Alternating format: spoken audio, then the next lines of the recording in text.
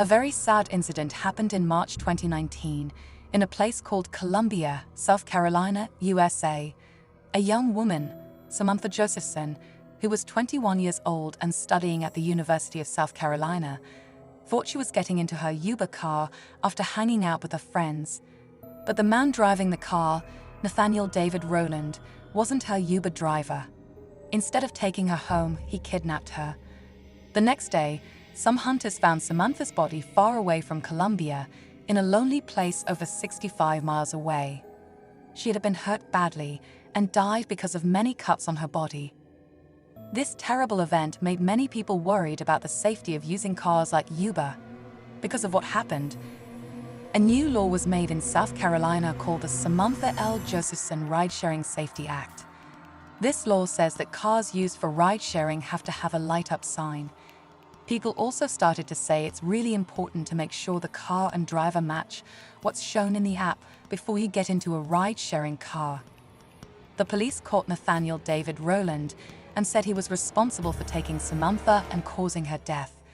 In July 2021, he was found guilty of doing these things and was told he would have to spend the rest of his life in jail without any chance of getting out.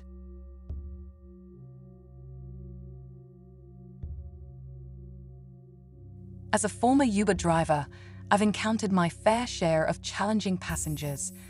From rowdy groups of friends on a Saturday night to individuals feigning disabilities for a free ride, I thought I'd seen it all.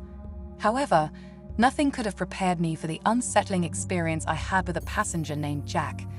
It was a frigid Friday night in December, and with nothing else to do, I decided to log in and pick up some late-night fares. At the time, I was 18, driving a new Honda Accord, a gift from my indulgent parents. Despite my slight build, my dad insisted I keep a blade in the car for protection against the unpredictable. Jack's request came through from a location a few miles away, near a bustling shopping area.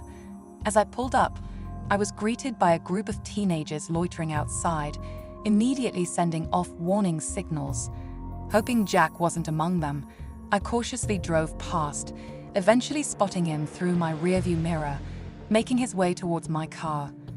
After some initial confusion on his part, Jack finally settled into the seat directly behind me, a position that always set me on edge. Jack was an older man, likely in his late 40s, with a voice raspy from years of smoking, a habit that quickly made its presence known in my car.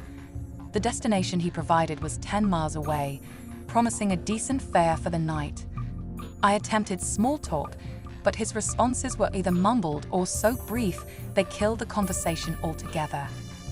By the time we were halfway there, I sensed an uneasy tension in the air, exacerbated by his constant stare that I caught glimpses of in the rearview mirror. As we ventured further, the surroundings grew increasingly desolate, with dense woods flanking either side of the road. My anxiety heightened when I checked the map and realized his destination led to a dead-end street, isolated from any nearby thoroughfares. Confronting him about the location, he simply affirmed it was his home. With each mile, the situation grew more suspicious, culminating as we approached the dark, desolate street he had directed me to. Fearing for my safety, I feigned a mistake and continued driving, only for Jack to demand I turn around. Complying while secretly gripping the blade I had stashed, I prepared myself for the worst. At the end of the road, surrounded by nothing but darkness, Jack's true intentions seemed imminent. His bizarre request for me to exit the vehicle to help him with a non-existent bag was the final red flag. Refusing his request led to a sudden and violent confrontation, with Jack attempting to choke me from behind. In a desperate act of self-defense, I managed to wound him with my blade, forcing him to release his grip. Seizing the moment, I sped away back to safety, too shaken to even consider reporting the incident to the police. The ordeal with Jack marked the end of my Uber driving career. It was a harrowing reminder of the risks involved in inviting strangers into your personal space, even as part of a seemingly safe, regulated service like Uber. More than anything, I'm grateful to have escaped with my life, a lesson learned in the most terrifying way imaginable.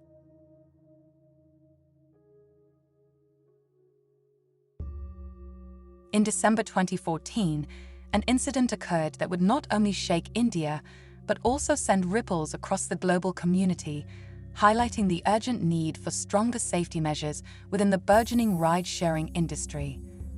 This case involved an Uber driver named Shiv Kumar Yadav, who was convicted in 2015 for the rape of a female passenger in Delhi, India.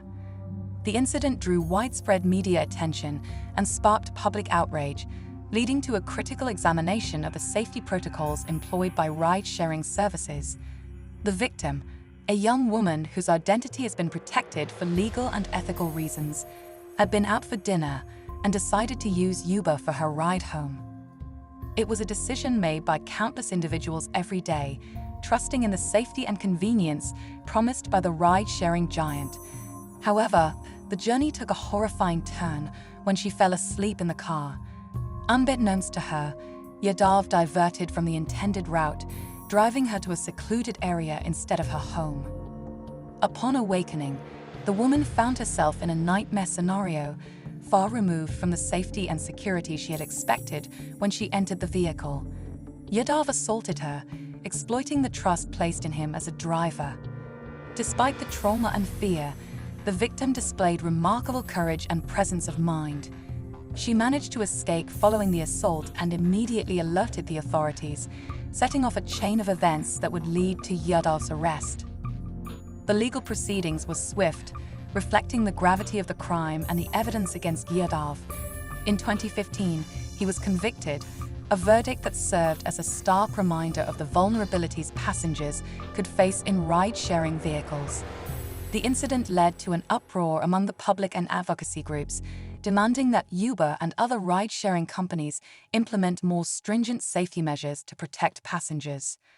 In response to the outcry, Uber was temporarily banned in Delhi, and the incident prompted both national and international scrutiny of the ride-sharing model. It became a catalyst for change, forcing Uber and its counterparts to re-evaluate and enhance their safety protocols. Among the measures introduced were more rigorous background checks for drivers, the implementation of an in-app emergency button, and improved tracking of rides in real time. The case also had broader implications for the legal and regulatory framework governing ride-sharing services in India and beyond. It highlighted the need for these companies to not only ensure the safety of their passengers, but also to be held accountable for their drivers' actions. The incident led to discussions about the balance between innovation and safety, the responsibility of tech companies towards their customers, and the role of government in regulating new business models in the digital age.